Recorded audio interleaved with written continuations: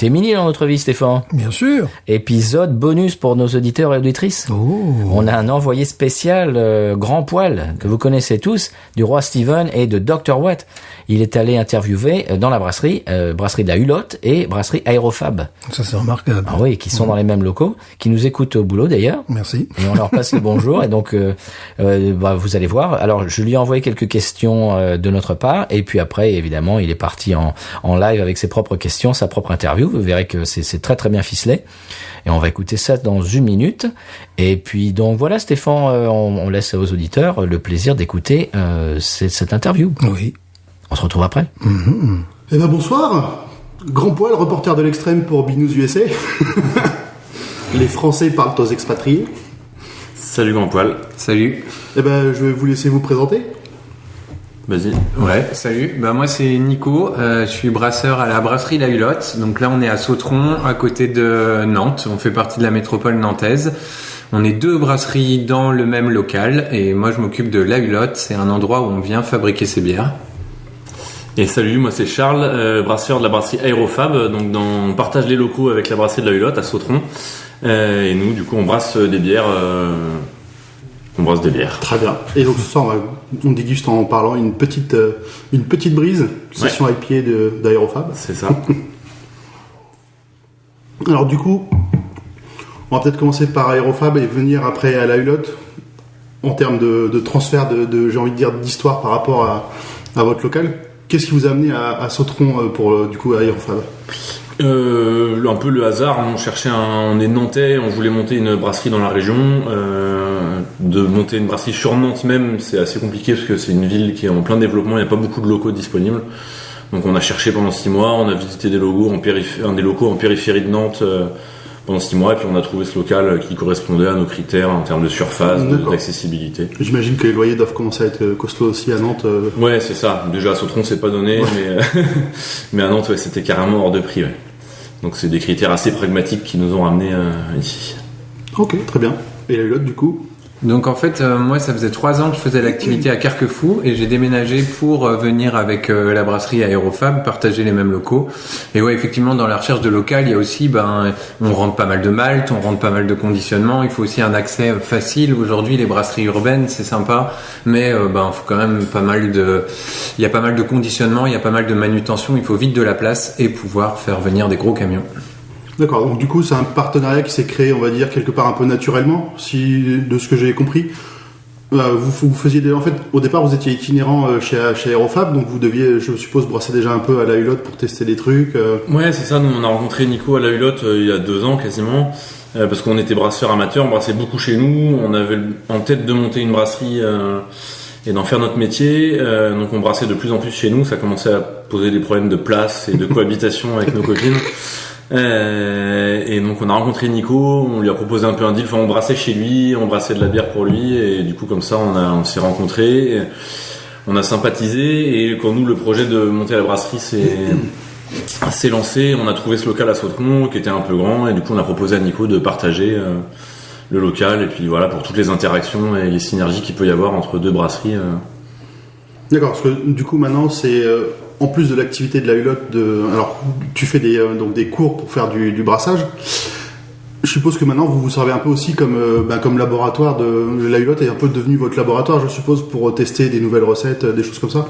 Ouais, carrément. C'était déjà le cas quand on était Gypsy. Pendant 2 ans quasiment, on a brassé toutes nos bières à la Hulotte. Ouais. Ok. Et puis là en fait faire des tests, on peut brasser par exemple 6 ou 7 fois la même recette en changeant qu'un ingrédient, que le malt, que le houblon, que la levure.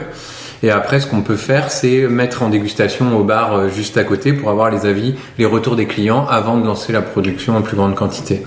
Ouais, c'est pas mal. Et du coup, la Hulotte, t'as plus de bières à toi pour le moment. Aujourd'hui, tu faisais ce que tu faisais avant. Oui. Aujourd'hui, non. J'ai vendu mon matos pour m'installer avec les gars. Ça faisait un peu doublon. Moi, je brassais que 200 litres par 200 litres. Ici, l'unité de brassage, elle fait 1500 litres, donc on n'est pas sur la même échelle.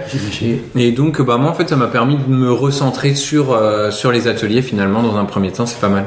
Ok. Côté Aérofab, alors, je sais quelques questions de Patrice qui m'a fourni ça. Il se demandait, en fait, quelles étaient les influences niveau brasserie. C'est un peu ce que tu nous as expliqué. Qu'est-ce qui vous a donné envie de faire, en fait, le type de bière que vous faites? Ouais, bah nous c'est toute la tendance craft actuelle quoi, et notamment pas mal de brasseries américaines, des brasseries anglaises, et en France il n'y a pas beaucoup de brasseries qui étaient sur ce style-là dans les dernières années. Nous c'est vraiment nos sources d'inspiration. Donc on est vraiment sur des bières très très houblonnées quoi finalement. Ouais, on est clairement sur les tendances de bières super houblonnées. Ouais. Ok. Et côté la Hulotte, t'avais un style de préférence avant quand tu faisais des bières et surtout maintenant où tu participes un peu à la vie d'Aérofab? Alors en fait, moi c'est les clients qui choisissent leurs recettes, donc j'ai 6 ou 7 recettes à chaque atelier et on peut choisir la double belge, l'ambrée, la bière du Nord, une stout, des bières un peu plus houblonnées. En fait moi c'est mes clients qui choisissent et je vais dire que 70% de mes clients choisissent la double belge. Voilà, donc pas vraiment le style, mais peut-être aussi par mes connaissances en fait. Après on fait aussi des dégustations de bières d'Aérofab et d'ailleurs et il y a pas mal de gens qui sont surpris du goût qu'on peut avoir en fait. Ok. Et quand tu dis qu'ils choisissent leur, en fait, tu dis t'as un pack de recettes, mais est-ce que eux peuvent choisir des ingrédients qui sont pas forcément présents dans tes recettes ou venir avec leurs idées ou même des fois leurs ingrédients pour faire ces ateliers? Alors ça touche pas une grande partie des clients, mais effectivement, il y a déjà des gens qui ont brassé. On peut venir avec les houblons de son jardin, on peut rajouter ce qu'on veut. On fait vraiment sa bière. Après, c'est comme une cuisine. Si tu as accès à 50 ou 100 ingrédients, si tu les connais pas vraiment, tu vas commencer par suivre la recette de base. Oui, j'imagine. Il y a une particularité aussi côté Aérofab. Chez la Hulotte, je pense pas que ce soit le cas au niveau de l'embouteillage. C'est justement le format canette. Oui. Qu'est-ce qui vous a amené en fait à promouvoir ce côté canette qui est justement en France, en tout cas, un peu mal vu encore à l'heure actuelle? Ouais, bah c'est un peu lié à la question que tu posais avant, c'est le style de bière qu'on fait, c'est vraiment de la craft, des bières super houblonnées. La plupart des bières qu'on trouve comme ça sur le marché aujourd'hui étaient en canette parce que c'est des bières étrangères, américaines encore une fois ou anglaises, qu'on choisit le conditionnement canette pour toutes les vertus que ça a en termes de conservation de la bière, des arômes et freiner un peu le vieillissement des bières houblonnées. Donc voilà, nous on était convaincus du bienfait de ce support-là. Visuellement, esthétiquement, on trouvait ça vraiment sympa. On trouvait ça plus pratique. Moi, ça fait des années que je fais du bateau et je buvais même en buvant des bières clairement pas terribles, dont je tairais le nom, des lagers hyper commerciales. Bah du coup, je les prenais en canette parce que ça s'écrase, ça prend moins de place. Enfin, c'est un peu, on trouvait ça. Enfin, moi, ça a toujours été un réflexe la canette. Donc voilà, ça s'imposait. En dehors de l'image, c'est le seul frein qui nous a fait hésiter pendant longtemps. La mauvaise image, on va dire, qu'a la canette en France, quoi. D'accord. Mais du coup, c'est vrai que les logos de vos canettes sont vraiment sont vraiment très travaillés. Et je sais pas si vous auriez eu la même possibilité sur une bouteille en verre de justement faire toutes ces descriptions d'ingrédients que vous faites au fond. Il y a peut-être une façon plus libre aussi de mettre en forme, j'ai envie de dire, la bière. Ouais, carrément, il y a un côté hyper visuel. Enfin, quand on a bossé avec des graphistes sur le visuel, quoi, l'étiquette, le logo, quand on leur a dit qu'on prenait le choix de la canette, eux, ils étaient hyper contents, quoi. Il y a un support visuel à 360. Enfin, il y a un objet qui est graphiquement un peu plus sympa que. D'accord. Et en tout cas, qui est plus différenciant. C'est ça aussi, ça qui nous a motivés, mine de rien, dans le choix de la canette. Ça nous a hésité parce il y a des gens que ça freine.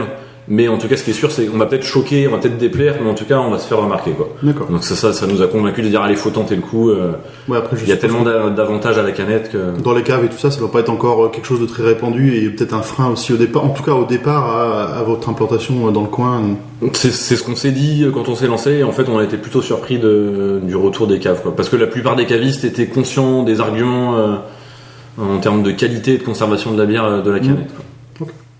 Et côté Hulotte, tu es sur de la canette aussi pour les kits ou l'embouteillage est vraiment sur de la bouteille, sur des je sais pas en fait du tout comment ça marche?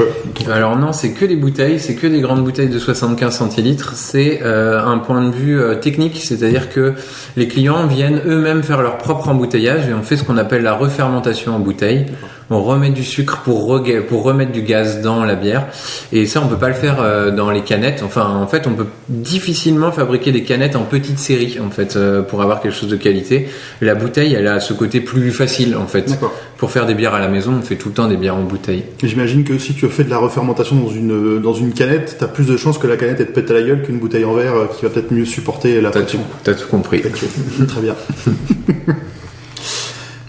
Une question qui s'adresse un peu à vous deux, c'est qu'est-ce que vous avez goûté comme bière un peu différente? Qu'est-ce qui vous a donné envie? En fait, alors, la Hulotte, déjà, qu'est-ce qui t'a donné toi envie de choisir tes recettes?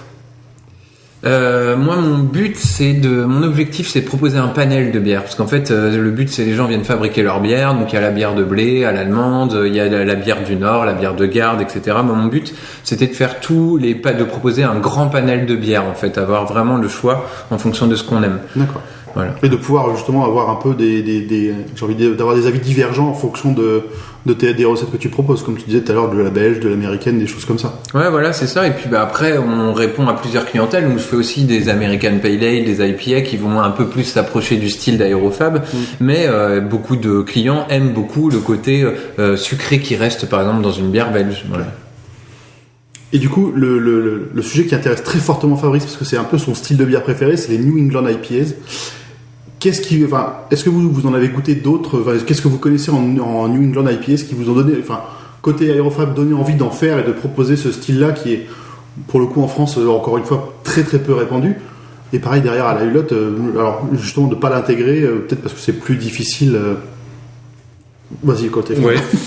Nous, c'était une évidence qu'on voulait brasser ça le jour où on en a goûté une, quoi. Alors, c'était des bières anglaises. Il y a pas mal de brasseries en Angleterre qui font ça depuis quelques années. Cloudwater, qui est la brasserie, je pense, qui a influencé beaucoup de monde en Europe sur ce style de bière. Et nous, la première fois qu'on a bu une, c'est clairement un truc révolutionnaire par rapport à tout ce qu'on avait pu boire avant. Et donc on s'est dit mais c'est trop bon et il faut qu'on brasse ça absolument. C'est vraiment devenu une évidence. Du coup on a galéré beaucoup pendant des mois et des mois en brasseur amateur pour essayer de sortir, parce que c'est un style de bière assez compliqué à brasser. C'est pas très dur à brasser, mais c'est vraiment un travail du houblon à froid et qui est un peu compliqué en termes de brassage amateur, notamment pour lutter contre l'oxygène et tout un tas de trucs qui font que c'est des bières qui se conservent assez mal, quoi. Mais à force d'acharnement et d'obstination, on a fini par réussir à faire quelques petits brassins amateurs qui tenaient la route. Et puis ça nous a permis vraiment de s'améliorer, de se professionnaliser un peu là-dedans et de passer le cap là-dessus. Mais donc ça fait partie des premières bières quasiment qu'on a brassées en gypsy. D'accord. Ok. Mais du coup, je suppose qu'une partie de sa réponse fait que toi, tu ne proposes pas ça. Alors oui, en fait, faut énormément purger au CO2 dans les transferts. C'est une bière hyper technique. Moi, la première fois que j'en ai goûté, je savais pas ce que c'était une IPA. En fait, les gars, ils laissaient dans mon frigo à la brasserie des canettes où il y avait pas d'étiquette dessus. Les étiquetaient leur bière test, et j'ai ouvert une bière. J'ai goûté, je savais pas, et j'avais jamais goûté un truc comme ça, quoi. Et moi, je me suis dit, mais c'est hyper bon, quoi. Et donc, en fait, voilà, je connaissais pas le style. Depuis, j'en ai goûté pas mal. Il y a quelques brasseries françaises maintenant qui en font des assez sympas. Mais moi, c'est vraiment par hasard, et effectivement, ça a rien à voir avec les autres bières. Alors, mon expérience avec les NEPA, ça a été Binous d'abord qui en a parlé. Je connaissais pas du tout le style. En fait, avant d'écouter Binous, je connaissais quelques trucs à droite à gauche. Je faisais des petits essais, mais les styles comme ça qui sont peu représentés en supermarché, qui étaient quand même ma source d'approvisionnement principale, étaient à néant. Et la première que j'ai goûtée, c'était justement celle d'Aérofab. Okay. Ma première expérience a été très rude. Parce que c'est un style, un peu comme quand on commence les IPA, ça peut être un peu compliqué. Ouais. Les New England, quand on les commence, je trouve que c'est pareil en termes de goût, en termes de tout ce qu'il y a dedans, j'ai pas apprécié. Du coup, je suis allé voir mon cahier, j'ai dit vas-y, conseille-moi une ou deux NEPA que je me mette au style. Et je suis passé sur un truc, je crois que c'est New Belgium, c'est Choc-a-Block. Ouais. Je crois que c'est celle-là qui s'appelle. Et une autre qui est, j'ai oublié son nom, je ne sais plus du tout. Mais voilà, des trucs plus soft, plus facile à appréhender. Et du coup, j'ai goûté la NEPA ce week-end et là, ça passe beaucoup mieux. Une fois que le palais, je pense que c'est IPA comme New England, c'est un truc que le palais doit s'habituer un minimum. Faut savoir s'y mettre, quoi. Ouais, je trouve, du coup, la nôtre devait être pas suffisamment bien faite pour que tu tombes pas sous le charme direct. Donc moi, c'est justement le propre de la New England IPA par rapport à une IPA classique. L'IPA classique, c'est souvent porté sur l'amertume, en tout cas l'IPA un peu historique, avec des houblonnages plus à chaud. Donc on a une bière qui va être amère, donc moins facile d'accès. Pour moi, la NEPA, c'est le truc, c'est un jus de fruits, quoi. Donc ça doit être doux, ça doit être onctueux, ça doit être fruité. Et ça plaît pas à tout le monde, mais ça plaît à une majorité de gens, en fait. C'est des goûts qui sont un peu un truc doux, sucré, fruité. C'est quand même on est un peu loin de la bière, quoi. C'est un peu le jus de fruits. Mais pour les enfants, je l'ai retrouvé plus facilement, ce côté un peu jus de fruits, dans les Easy IPA. J'en ai goûté il y a pas très longtemps, des trucs américains qui passaient. Et là, le côté, justement, le fait que ce soit bien trouble, ça ressemble déjà à un rythme de visuel, ça ressemble à un jus de fruits. Et à goûter, c'est vrai que l'odeur et même là pour le coup la vôtre, comme la plupart de celles que j'ai ouvertes, l'odeur pétonnée. Et en bouche, on retrouve pas le sucre auquel on s'attend quand on a toutes ces odeurs de fruits et ces notes de fleurs. C'est surprenant. C'est vrai que c'était vraiment top. En fait, les brasseries françaises qui maîtrisent le style NEIPA, je sais pas, je pense, si je dis qu'il y en a 10, je pense qu'on y est, quoi. Il y a vraiment pas beaucoup mais parce que c'est assez instable, c'est assez technique, voilà. Alors que si on va aux États-Unis, les NEIPA, il y a une brasserie sur 2 qui en propose, quoi. Oui, et puis après, je me dis aussi que pour la plupart des brasseries, même surtout pour une petite brasserie, c'est peut-être plutôt d'un inconvénient qu'il y ait une conversation aussi courte de la bière, parce que ce qu'il nous disait, c'est que quand même une bière houblonnée comme ça vieillit très mal. Au bout de quelques mois déjà, elle va plus avoir le même goût, la même qualité que ce soit en canette ou en bouteille. Ouais. Justement, je pense que c'est plutôt un avantage des petites brasseries. Nous, on fait ça et c'est pas trop un problème parce qu'on fait des petits volumes. D'accord. Et donc ils sont écoulés assez rapidement. Et on est sûr que nos bières, on espère qu'elles vont être consommées dans les mois qui viennent, quoi. Une très grosse brasserie qui commence à brasser des énormes volumes, elle est obligée de stocker un peu plus. Ouais. Elle envoie des fûts et des canettes à des kilomètres de là, qui vont passer par des distributeurs, se retrouver dans des caves ou des supermarchés plusieurs mois après. Ils maîtrisent beaucoup moins la chaîne et donc plus ou moins bien stocké en plus. Plus ou moins bien stocké, clairement. Et donc il y a un consommateur qui peut se retrouver à ouvrir une NEIPA au bout de 7 mois parce qu'il va l'acheter. Lui, il la stocke 2 mois chez lui en plus. Là, du coup, on s'approche du carnage, quoi. Ok. Je voulais revenir juste sur l'embouteillage côté à la Hulotte. Quand tu fais l'embouteillage, tu le fais dans les locaux. T'as tout le matos qu'il faut pour faire l'embouteillage directement ici. Ça se passe comment? J'ai jamais fait ni vu comment. Alors en fait, faut pas s'imaginer une grosse ligne d'embouteillage. Tu as un seau avec une tige vers le bas et tu remplis les bouteilles comme ça, tout simplement.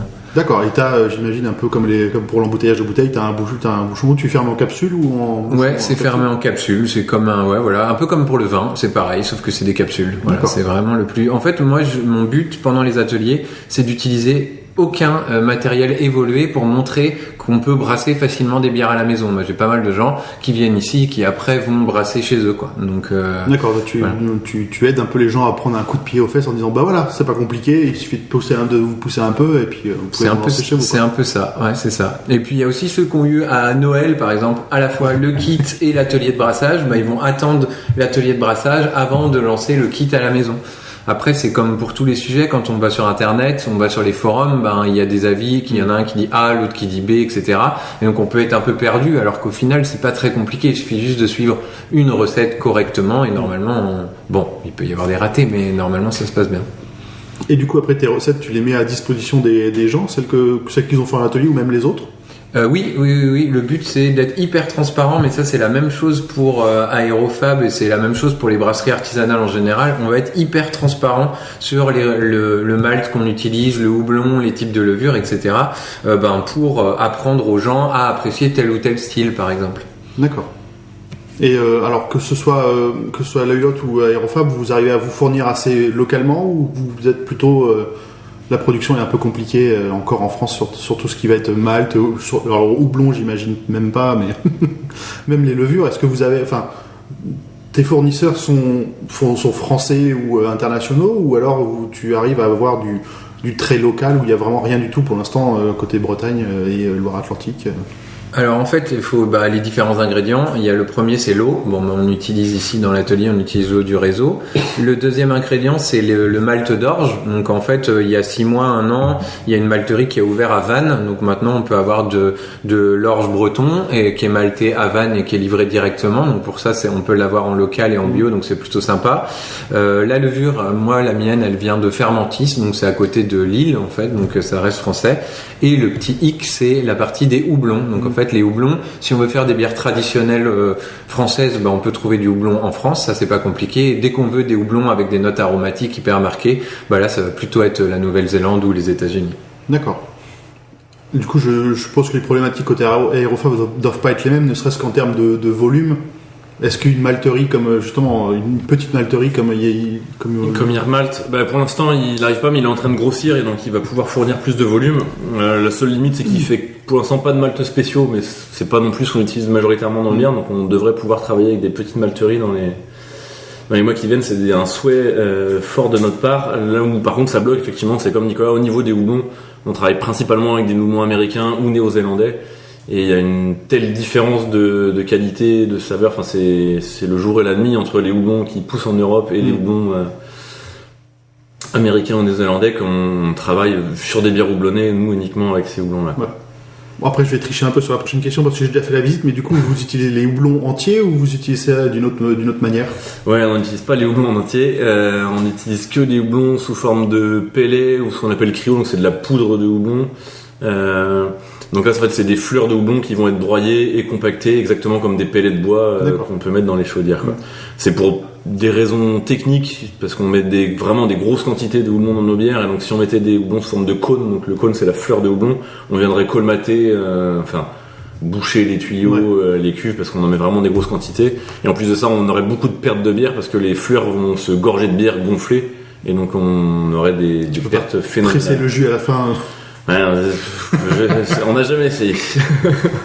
Et du coup, pour les ateliers, pareil, quand tu as des bières houblonnées, tu utilises des cônes ou tu utilises des pellets comme... Moi, j'utilise que des pellets aussi. En fait, le houblon, il est hyper fragile et donc faut le conserver au frais, faut le conserver sous vide, etc. Et donc, en fait, 5 kilos de pellets, ça prend pas beaucoup de place. 5 kilos de fleurs, ça prend beaucoup de place. Ouais. Il y a vraiment un souci technique. Et le rendu, au final, il est totalement identique entre les deux. Donc, D'accord, parce que vraiment, il n'y a pas de traitement appliqué au pellet comme ça. C'est vraiment juste de la fleur broyée, compactée, et qui vous envoie comme ça sous forme de petites granules, quoi. Ouais, c'est ça, exactement. Côté la Hulotte, moi, le truc qui m'a surpris, c'est que tu disais que tu ouvrais ton calendrier, alors je sais plus à quelle époque, mais qu'il se remplissait sur l'année extrêmement rapidement. Ah ouais, alors c'est dû à deux choses. C'est dû à les gens aiment de plus en plus la bière artisanale, et donc savoir comment c'est fait, ça permet de mieux connaître le produit. Et puis aussi parce que c'est nouveau et c'est original, et donc une fois qu'à Noël on a offert une cravate, un tour de karting, on a vite fait le tour des cadeaux classiques. Donc voilà, c'est un cadeau original et ça permet de mieux connaître le produit. Donc je pense qu'il y a un peu tout ça qui fait que ça fonctionne bien. Ouais. D'accord, puis je pense qu'il y a, comme tu dis, il y a un fort engouement, il y a quelque part un renouveau de la bière. Même on voit, mon exemple parlant, ça reste les supermarchés où il y a quand même, au milieu de tous les trucs produits de manière industrielle, il y a quand même ils ont de plus en plus de produits locaux qu'ils affichent de ce genre-là, ou d'importation, pas forcément toujours de grands groupes, même si dans la plupart des cas c'est un peu ça. En fait, aujourd'hui, la bière, c'est 95% de la bière qui est consommée en France, elle appartient à 3 grands groupes internationaux, donc c'est-à-dire à peu près tout. Et les 5% restants, les 5-6% restants, c'est la bière artisanale. Aujourd'hui, il y a 1400 brasseries artisanales en France. Et donc, si on fait un parallèle avec les États-Unis, eux, ils ont commencé leur révolution brassicole dans les années 70. Donc en fait, ils ont retrouvé beaucoup de styles, ils ont fait beaucoup plus d'innovation, et eux, ils sont rendus à 80% de bière industrielle et 20% de bière qu'on va appeler artisanale, craft beer là-bas. Donc en fait, voilà, je pense que le courant, il est en train de se développer de la même manière. En fait, c'est le retour aux produits qui ont du goût, tout simplement, et c'est ça qui fait la différence.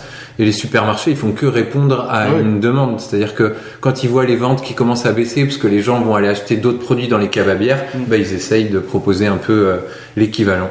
Même si aujourd'hui les supermarchés, le meilleur endroit ici pour acheter des bières, c'est les caves à bière, c'est éventuellement des cavistes qui faisaient du vin et qui se mettent un peu aussi à la bière, etc. Les supermarchés, il y a quelques trucs intéressants, mais finalement c'est super restreint. Ouais, il faut savoir lire les étiquettes. Mais je sais qu'il y a des inquiétudes parce qu'il y a de plus en plus de grands groupes comme ça qui rachètent des brasseries. Là, mon exemple que j'ai le plus en tête, c'est la Lagunitas qui a été racheté par Heineken, si je me souviens bien, et qui du coup est présent, mais c'est un avantage pour nous, le consommateur, dans le sens où c'est disponible partout. C'est un avantage pour la brasserie dans le sens où, si je dis pas de bêtises, ils n'ont pas changé les recettes. Donc au final, on se retrouve quand même avec le même produit, mais disponible plus facilement pour tout le monde. Oui, dans l'idée, ouais. En tout cas, ça permet de goûter d'autres trucs. Voilà, ça permet de multiplier l'offre, mais c'est un peu fade. C'est que ça a déjà été un peu filtré, pasteurisé. En fait, il y a quelques contre-exemples. Par exemple, la Brewdog, c'est la Punk, c'est une bière qu'on trouve en supermarché. Elle est vraiment très bien dans son style. Elle est vraiment très bonne. Mais voilà, après, il y a aussi beaucoup de gens des marques qui vont lancer la Lef IPA, les choses comme ça. Si on goûte une Lef IPA, on n'a pas goûté d'IPA. Donc en fait, c'est un peu, voilà, ça peut être intéressant, mais en fait, au final, les industriels, ils ont remarqué que rajouter ces 3 lettres IPA, ça faisait vendre plus. Donc voilà, la dernière que j'ai vue, c'est la Pelfort IPA. En fait, ils ont pris la Pelfort, ils ont rajouté IPA et voilà quoi. Et donc c'est un peu, voilà, c'est à double tranchant, c'est intéressant, ça amène d'autres goûts, mais c'est pas à la hauteur de la bière artisanale. Mais un peu comme toi avec les kits qui permettent de pousser les gens à faire autre chose, je pense que le supermarché permet justement, même s'il y a quand même encore beaucoup de choses qui sont pas très bonnes parce que c'est produit de manière vraiment industrielle, en tombant, en essayant par hasard une nouvelle bière d'un petit truc que personne ne connaît, ça justement ça développe aussi le goût des consommateurs et ça les pousse. C'est une ouverture, je pense, aussi à tout ce qui est autour. Ouais, c'est vrai. Et il y a aussi pas mal de brasseries artisanales qui ont fait le choix de faire 2 gammes. Une gamme qui est uniquement en vente dans les bars, dans les caves spécialisées, et une autre gamme qui est en vente dans les supermarchés. Donc c'est des bières qui vont peut-être moins aller au bleu, parce qu'il y a la recherche du coût aussi quand on vend dans les supermarchés. Et donc, c'est toujours intéressant. Ça fait 2 positionnements, quoi. Du coup, à Aérofab, vous n'êtes pas dispo, vous n'avez pas de partenariat avec... j'ai vu par exemple la brasserie du Bouffet, qui est aussi une autre brasserie nantaise, a des partenariats avec... des partenariats, en tout cas, est distribué dans pas mal de supermarchés du côté de Nantes. Vous n'avez pas encore franchi ce cap ou vous ne voulez pas le faire On l'a pas franchi, on n'a pas vraiment envie de le franchir. De toute façon, aujourd'hui, on est trop petit pour ça, la question ne se pose pas. On est sur des bières vraiment très houblonnées, le houblon coûte cher, donc des bières qui sont clairement pas... qui sont pas très accessibles en termes de budget, hein. Donc on est plus sur une clientèle bar et caviste, quoi, sur des et le supermarché du coup, mais on n'a rien contre les supermarchés. Je trouve ça très bien qu'il y ait des bières artisanales en supermarché, je trouve ça très bien qu'il y ait des bières de tous les styles. Ça permet justement un peu ce que tu disais, de faire découvrir la bière à des gens qui ne vont pas dans des caves. Et du coup, le niveau, on l'a vu se tirer depuis quelques années. Il y a de plus en plus de bières belges en supermarché. Et puis maintenant, on voit du coup des bières craft, des bières houblonnées, les IPF. On voit bien que les supermarchés suivent ça et que ça permet à des gens de faire découvrir la bière. Donc c'est très sympa. Mais on est beaucoup trop petit, on est une goutte d'eau dans cet océan-là, donc. D'accord. Et il y a aussi une autre problématique, les bières d'Aérofab, elles sont en canette, donc ça veut dire que la canette, ça sera rangé à côté des autres bières en canette, et donc majoritairement c'est les bières de Punk à Chien à Lidl en 50 centilitres, voilà, et donc forcément, voilà, puisque c'est une histoire de conditionnement, pour le coup, ça serait pour le coup un peu. Alors moi de ce que j'ai vu, c'est qu'un peu moins maintenant dans les supermarchés. Par contre, c'est généralement plutôt les grands formats qui mettent comme ça. Mais justement, les Brewdog, on retrouve maintenant de la Brewdog en canette de 50 à côté du. Il y a une section qui commence à dédier bière belge et un peu craft comme ça de 50 qui, du coup, j'étais surpris de voir ça. C'est vrai. Tu viens de citer l'exception. Il y a Brewdog et peut-être une ou deux autres, mais globalement, sur le rayon des bières en canette, ça va pas être le rayon qualitatif. La Métis. Voilà, c'est ça.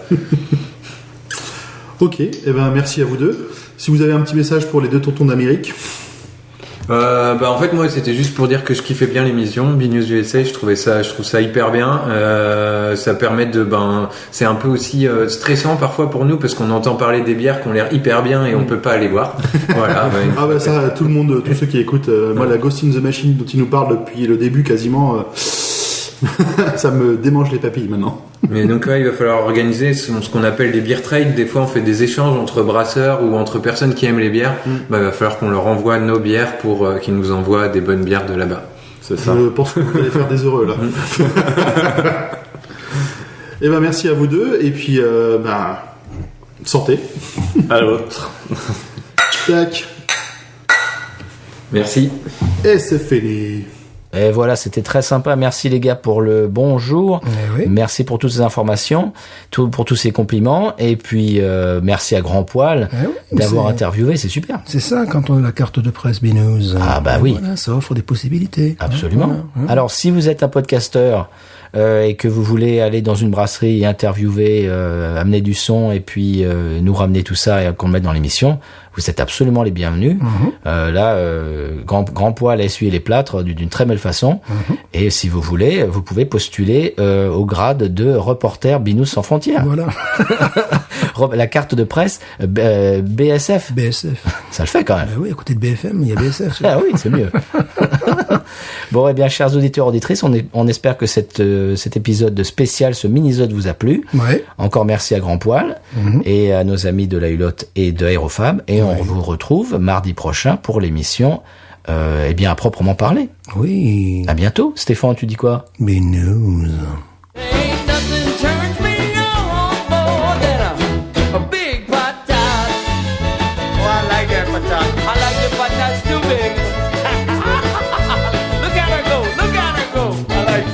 thought. Wish it water, wish it water, wish it water.